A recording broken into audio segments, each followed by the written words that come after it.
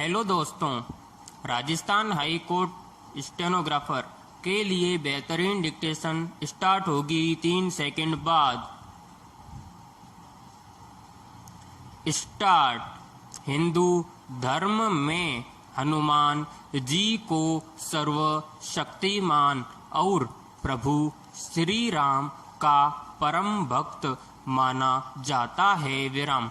हनुमान रामायण महाकाव्य जैसे महाग्रंथ के प्रमुख पात्र हैं। विराम।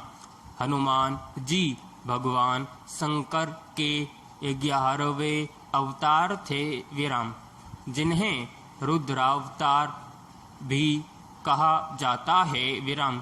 हनुमान जी का शरीर वज्र की भांति बलशाली और मजबूत है, इसलिए उन्हें बजरंगबली भी कहा जाता है। विराम।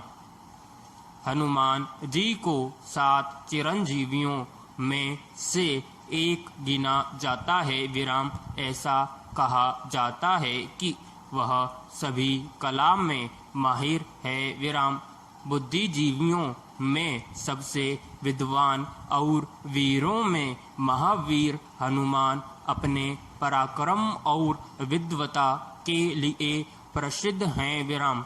वह अपने शरीर को चींटी की तरह छोटा भी कर सकते हैं और पर्वत की भांति विशाल भी बना सकते हैं। विराम। वह एक छलांग में हिंद महासागर को पार करके रावण की लंका तक जा पहुँचे थे। विराम। पैराग्राफ।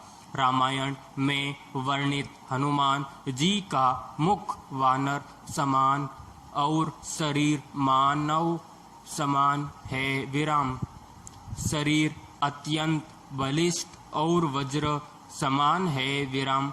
हनुमान जी जनेऊ धारण करते हैं तथा केवल लंगोट प्रयोग करते हैं। विराम।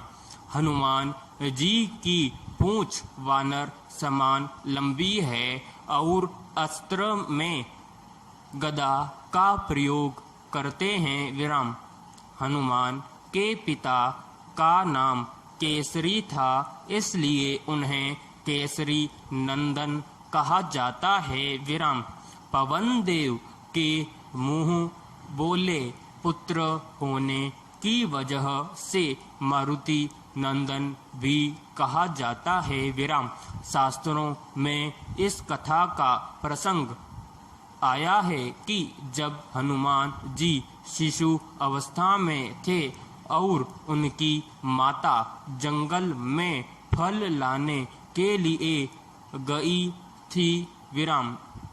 हनुमान जी को भूख लगी और वह सूर्य को फल समझकर उसे पकड़ने के लिए आकाश में उड़े। विराम। जब सूर्य को ग्रहण करने के लिए निकट पहुँचे, उसी समय राहु सूर्य को ग्रहण करने के लिए आया था। विराम।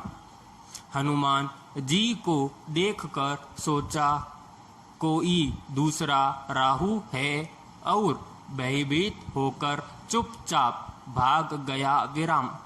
इंद्रदेव के पास जाकर प्रार्थना की कि मुझे अपनी क्षुधा समाप्त करने के लिए आपने चंद्र और सूर्य दिए थे। विराम। आज जब सूर्य को ग्रहण करने गया तो वहाँ कोई दूसरा राहु उपस्थित था। विराम। इस बात से इंद्रदेव भयभीत हो गए और वह सूर्य के पास जाकर असलियत जानना चाहते थे। विराम। जब वहाँ गए तो देखा हनुमान जी सूर्य को ग्रहण करने जा रहे थे। विराम। उन्होंने अपने वज्र से हनुमान जी पर प्रहार कर दिया। विराम। पैराग्राफ। शास्त्रों के अनुसार श्री हनुमान जी का जन्म केवल श्री राम की भक्ति और उनके कार्यों को कार्यान्वित करने के लिए हुआ था विराम। हनुमान जी की हर सांस में केवल श्री राम का ही स्मरण होता है विराम। एक प्रसंग के अनुसार विभीषण ने श्री हनुमान जी को ताना मारते हुए अपनी भक्ति प्रदर्शित करने को कहा, तो श्री राम की सभा में हनुमान जी ने अपना सीना चीर कर भगवान श्री राम और माता जानकी के दर्शन अपने सीने में कराकर अपनी सच्ची भक्ति का उदाहरण दिया था विराम। हनुमान जी रामायण के मुख्य पात्र के रूप में जाने जाते हैं विराम। वे वीर भी हैं तो करुणामयी भी हैं और ज्ञानी भी। विराम समाप्त।